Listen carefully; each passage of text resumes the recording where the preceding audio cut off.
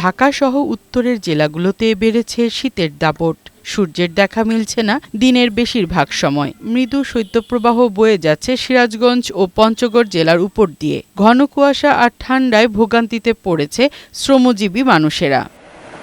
দিনাজপুরে গত কয়েকদিন ধরে সূর্যের দেখা মিলছে না। শীতের সাথে ঘন কুয়াশা এবং হিমেল বাতাসে ভোগান্তি বেড়েছে জনজীবনে। টেম্পারেচার যে পর্যায়ে গেছে মানুষের সহ্য করার বাইরে চলে গেছে। প্রচুর শীত, আমরা শীতে বাইরে হতে পারতেছি না বাসা থেকে।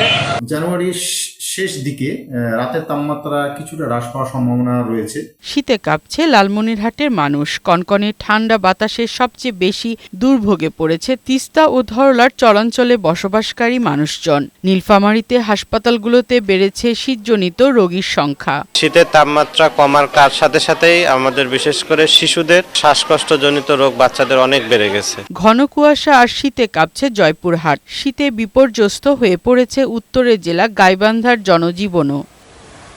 এদিকে ঘন কুয়াশার কারণে টানা ৯ ঘণ্টা বন্ধ থাকার পর দৌলতদিয়া পাটুরিয়া নৌপথে ফেরি চলাচল স্বাভাবিক হয়েছে। ফারহানা শিমু, বৈশাখী সংবাদ।